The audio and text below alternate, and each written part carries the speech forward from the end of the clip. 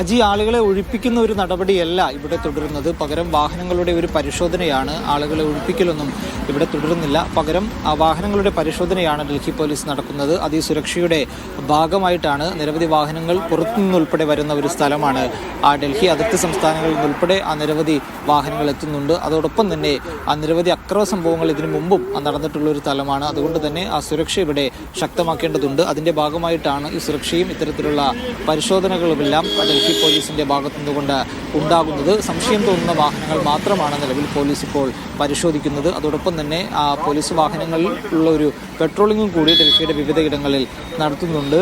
India gate കൂടാതെ പ്രധാന സ്ഥലങ്ങളിലെല്ലാം പ്രത്യേകിച്ച് നേരത്തെ സൂചിപ്പിച്ചതുപോലെ രാഷ്ട്രപതി ഭവനും അതോടൊപ്പം തന്നെ പാർലമെന്റ് മന്ദിരത്തിന്റെ പരിസരങ്ങളുമെല്ലാം വലിയ സുരക്ഷയിലാണ്. അതോടൊപ്പം തന്നെ പോലീസ് ഹെഡ്ക്വാർട്ടേഴ്സും നേവിയുടെ ആസ്ഥാനങ്ങളും നേവൽ ബേസും എല്ലാം വലിയ സുരക്ഷയിൽ തന്നെയാണുള്ളത്. അതോടൊപ്പം തന്നെ വിമാനത്താവളങ്ങളിലും വലിയ തരത്തിലുള്ള സുരക്ഷാ ക്രമീകരണങ്ങൾ ഏർപ്പെടുത്തുകയും ചെയ്തിട്ടുണ്ട്. ഡൽഹിയിൽ നിന്നുള്ള വിമാന സർവീസുകളെ നിലവിൽ ബാധിച്ചിട്ടില്ല എന്നാണ് എയർപോർട്ടിൽ നിന്ന് ലഭിക്കുന്ന ആ വിവരം. അതോടൊപ്പം തന്നെ രാജ്യത്തെ 27-ലധികം വിമാനത്താവളങ്ങൾ ഇതിനോടകം തന്നെ അടച്ചിട്ടുണ്ട്. അത് ഈ ഭീകരാക്രമണം, ഈ പാകിസ്ഥാന്റെ ആക്രമണ ഭീഷണി നിലനിൽക്കുന്ന ഒരു സാഹചര്യത്തിലാണ് അത്തരമൊരു തീരുമാനം എടുത്തിരിക്കുന്നത്. മറ്റു പ്രശ്നങ്ങളൊന്നും ഡൽഹിയിൽ നിന്നും ഇതുവരെയും ഉണ്ടായിട്ടില്ല. ആരോടും മാറിപ്പോകണമെന്നോ അല്ലെങ്കിൽ സർക്കാർ ഇത്തരത്തിൽ നടപടികളൊന്നും ഇതുവരെയും സ്വീകരിച്ചിട്ടില്ല. വാഹനങ്ങളുടെ പരിശോധന മാത്രമാണ് നിലവിൽ ഡൽഹിയിലും അതോടൊപ്പം തന്നെ മറ്റിടങ്ങളിലും നടക്കുന്നത്. ഡൽഹി കൂടാതെ ഉത്തർപ്രദേശും അതോടൊപ്പം തന്നെ ഹരിയാനയും പഞ്ചാബും ഉൾപ്പെടെയുള്ള സ്ഥലങ്ങളിലും സമാനമായ രീതിയിൽ പരിശോധനകൾ നടക്കുന്നുണ്ട്. അത് ഈ സുരക്ഷയുടെ ഭാഗമായിട്ടാണ്, സുരക്ഷാ ക്രമീകരണങ്ങൾ ഒരുക്കുന്നതിൻ്റെ ഭാഗമായിട്ടാണ് ഇത്തരം പരിശോധനകൾ